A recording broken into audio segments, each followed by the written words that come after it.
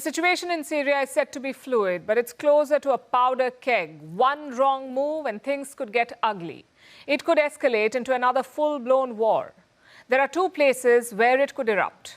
One is in the south with Israel and the other is in the east with the Kurds. Let's start with what Israel is doing. Syrian military installations are under attack. They're being blown up by Israel. The Israeli army just released a video. It purportedly shows them blowing up weapon factories and even Syrian Air Force jets. Now, how would you feel in this situation? Imagine that you're a rebel fighter. You just ousted a tyrannical regime. You're working to consolidate your grip on power, but then a foreign nation enters your territory. They send troops into disputed border regions, and now they're blowing up your newly acquired military infrastructure. You can see why the Syrian rebels won't be happy with this.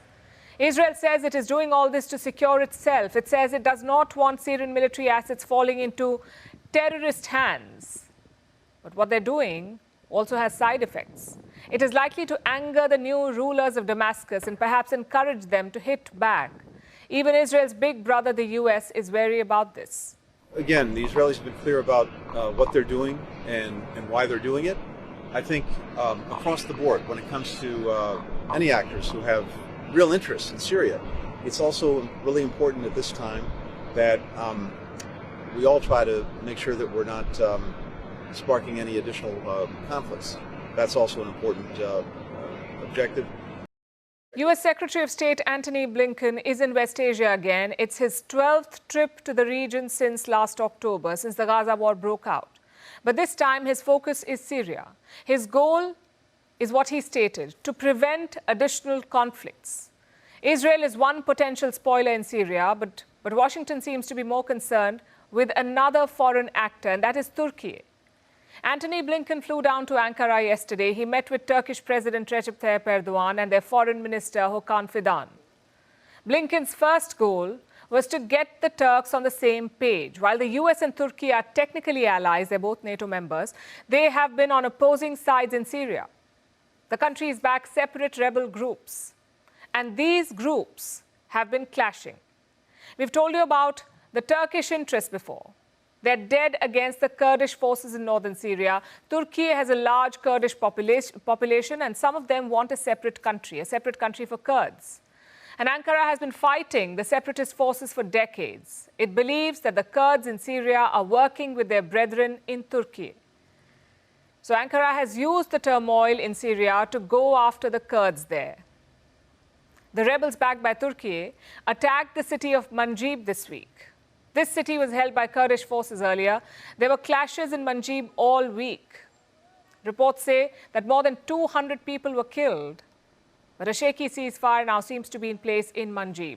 However, the hostilities are spreading to other places. The new flashpoint is Deir ez-Zor. It's a city in eastern Syria. It was controlled by the Kurds, but now it seems they've been pushed out of this region. Turkey sees this as a victory against what it considers a terrorist group. So that's one side of the story. Turkey's battle against the Kurds, it's playing out. But the US sees things differently. Washington supports these Kurdish forces. In fact, they're a key ally in America's fight against terrorism, especially against the ISIS. And the ISIS is rearing its ugly head again in Syria. The Kurds helped the US defeat ISIS in the past, and Washington wants to keep using them. So it's a delicate balance. The US wants Turkey to stop fighting the Kurds so that the Kurds can focus on the ISIS. And that is part of why Blinken went to Ankara, to try and rein in the Turks. We're very focused on Syria, very focused on the opportunity that now is before us and before the Syrian people to move from out from under the shackles of Bashar Al-Assad to a different and better future for the Syrian people, one that the Syrian people decide for themselves. And we talked about how Turkey, how the United States, how other partners in the region can support those efforts. And I think there's broad agreement on what we would each like to see going forward.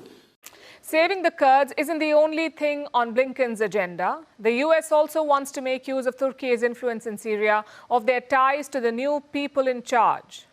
the Hayat Tahrir al-Sham, or HTS. Washington doesn't have direct links to this group, but Ankara does.